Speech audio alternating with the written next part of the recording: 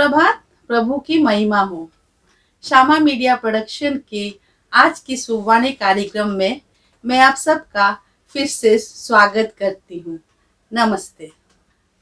आज हम पवित्र बाइबल में दिए गए एक दुखी विधवा के दान के बारे में संक्षेप में आलोचना करेंगे। एक बार यीशु मसीह यरूशलेम स्थित मंदिर में गए।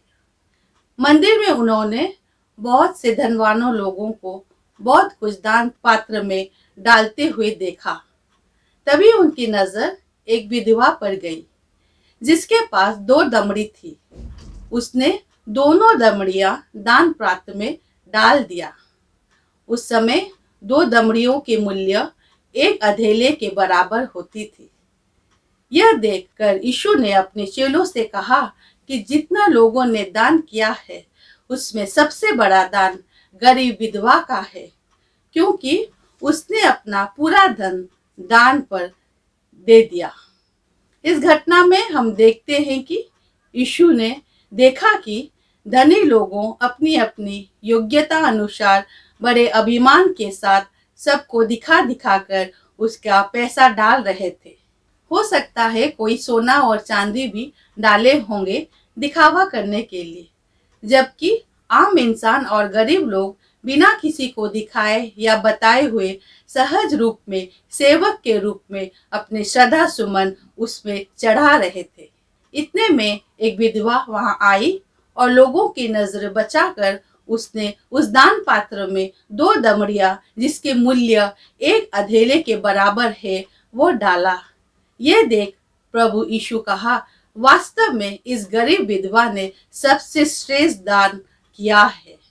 हम जानते हैं कि उस समय उस विधवा ने कितना दुख और कष्ट से अपना जीवन बिताती होगी और उसके पास भी उपार्जन का रास्ता बहुत सीमित होगी। वो अगर चाहती तो वो कुछ भी नहीं देती, कारण वो अपनी दुखी और गरीब होने की वजह बता सकती थी, लेकिन उसने वह नहीं किया, बल्कि उसके पास जो भी था वो सब कुछ दान में दे दिया, क्योंकि उसका विश्वास परमेश्वर के ऊपर अटूट था। उसकी विश्वास था कि परमेश्वर उसकी जरूरतें पूरी करने के लिए सक्षम है। उसने अपना धन को नहीं दिया, लेकिन उसने धन के साथ साथ अपना श्रद्धा, विश्वास, प्रेम और भक्ति प्रभु को अर्पण किया। प्रभु अमीर और गरीब द्वारा दिए गए उपहारों को देखता है और उन्हें महत्व देता है। प्रभु देखता है कि हम उसे क्या देते हैं और अपने लिए क्या रखते हैं। प्रभु हमारे उपहारों को दी गई राशि से नहीं, बल्कि उस दृष्टिकोण से नापते हैं जिससे हम देते हैं। प्रभु उस दाता से प्रसन्न होते हैं जब वो पहचानता है कि जो उसके पास है वो सब प्रभु का दिया हुआ है। प्रभु सब कुछ का मालिक है। पवित्र बाइबल के इब्रानियों पुस्तक 13 अध्याय 16 पद्य में लिखा गया है, पर भलाई करना और उदारता न भूलो, क्योंकि परमेश्वर ऐसे बलिदानों से प्रसन्न होता है। आपका दान लोगों को दिखाने के लिए न हो, लेकिन सच्चे मन से ईश्वर को अर्पित करना चाहिए, क्योंकि लोगों से प्रशंसा पाने के लिए ज्यादा देकर बाद में कुत्थित होने से ईश्वर प्रसन्न नहीं होता है। प्रभु अपनी खुशी से देने वाले से प्रेम करता है, न कि अनिच्छा पूर्वक देने वाले से। इसीलिए जब दान देते हैं तो अपने सामर्थ्य के अनुसार दे। पवित्र बाइबल के मत्ती पुस्तक 6 अध्याय 3 पद्य में लिखा गया है, परंतु जब तू दान करे तो जो तेरा दाहिना हाथ करता है उसे तेरा बायां हाथ न जानने पाए। प्रभु के अनुग्रह हमें पूरे जीवन पर संभालता है। दान देने की चाहत रखना दान देने की सामर्थ प्रदान करता है। यदि कोई नहीं देता है तो उन्हें अपने हृदय की इस दशा को जांचना चाहिए कि परमेश्वर का अनुग्रह उनके सक्रिय क्यों नहीं है। पवित्र बाइबल के 2 कोरिन्थियों पुस्तक 9 अध्याय 7 पद्य में लिखा गया है, हर एक जन जैसा मन में ठाने वैसे ही दान करे, न कुड़कुड़ के और न दबाव से, क्योंकि परमेश्वर हर्ष से देने वाले से प्रेम रखता है।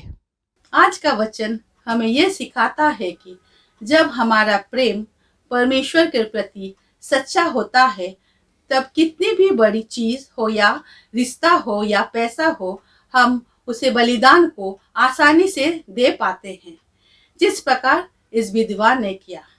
फिर हम इस बात में परेशान नहीं होंगे कि हमारे पास जरूरत के खातिर क्या बचेगा, पर हम उस परिस्थिति में भी धन्यवादी रहेंगे। आइए इस घटना में कुछ सबक पर विचार करें। जो आज्ञाओं का पालन करता है, शांति का बलिदान पर चढ़ाता है। धर्मी का चढ़ावा वेदी का शोभा बढ़ाता है और उसकी सुगंध सर्वोच्च ईश्वर तक पहुंचती है। धर्मी का बलिदान सुग्राह्य होता है, उसकी स्मृति सदा बनी रहेगी। प्रसन्न मुख होकर दान चढ़ाया करो और खुशी से 10 मांस दे। आपकी सामर्थ्य के अनुसार उदारता पूर्वक दो। ईश्वर असंभव को नहीं बल्कि हमारी क्षमता के अनुसार पूछ रहा है। प्रभु प्रतिदान करता है, वह तुम्हें 7 गुना लौटाएगा। जो सारे हृदय में प्रभु की सेवा करता है, उसकी सुनवाई होती है और उसकी पुकार मेघों के चीर कर ईश्वर तक पहुंचती है। उदारता पूर्वक प्रभु की स्तुति करते रहो। प्रभु उनके उद्देश्यों के अनुसार आपके कार्य को पुरस्कार प्रदान करेगा। यह केवल वित्तीय देने के बारे में नहीं है, ये बलिदान और जीवन के प्रतिबद्धता के बारे में है। ईश्वर बलिदान को उपहार के आकार से नहीं बल्कि देने वाले को उसकी कीमत से नापते हैं। इस घटना में विधवा एक उत्कृष्ट उदाहरण प्रदान करती है और एक सच्चा बलिदान क्या है, हम ये सीखने को मिलती है। अगर आप खुले तौर पर इनाम पाना चाहते हैं तो गुप्त तरीके से दें। उपहार के आकार इतना मायने नहीं रखता है, बल्कि देने वाले के दिल की स्थिति अधिक महत्वपूर्ण होती है। ईश्वर उस धन को बहुगुणा करने में सक्षम है जो उसके लिए निवेश किया गया है। ईश्वर किसी का कर्जदार नहीं होगा। पवित्र बाइबल के लूका पुस्तक 6 अध्याय 38 पद में लिखा है, दिया करो तो तुम्हें भी दिया जाएगा। लोग पूरा नाप दबा दबा कर और हिला हिला कर और उभरता हुआ तुम्हारी गोद में डालेंगे, क्योंकि जिस नाप से तुम नापते हो उसी से तुम्हारे लिए भी नापा जाएगा। ईश्वर हमें उसकी वचन को समझने और लागू करने के लिए ज्ञान दे। आज आपका दिन शुभ हो। धन्यवाद।